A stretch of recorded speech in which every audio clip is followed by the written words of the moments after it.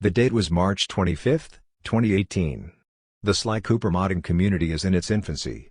PCSX2 had a hard time rendering the games properly, and had massive amounts of lag.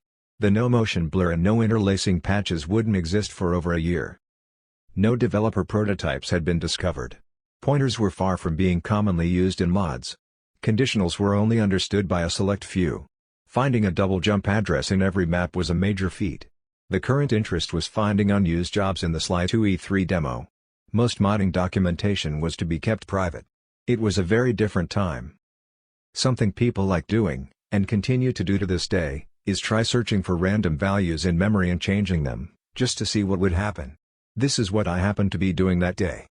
I was messing around in Cairo, changing random things, when I decided on a goal: try and change Sly's speed.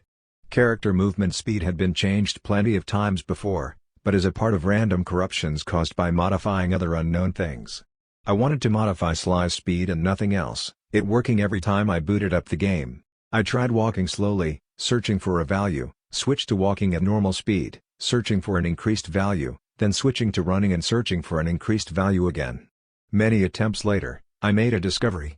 I found an address that affects Sly's speed very weirdly. If you run, freeze the value, then stop running, Sly will slide along the ground in the same direction at that speed, and without you having to do anything with the controller. It even worked on walkable ropes. The address was unfortunately different in each map, so I later found it again in Paris. I even found that setting it to a really high value then walking forwards would instantly send you flying out to the distance limit in the void. I ended my video there, but I never showed what the address was. The thought process back then was that anything relating to characters would probably change every time you boot the game, so I never thought that showing it would be useful. Ever since that video, I've tried to find that address again, but I never could, even when following the same steps as before. I would try again every few months but I would still never find it. Flash forward to a few days ago, when someone found two values in memory that can make the floor in Sly 2 really slippery.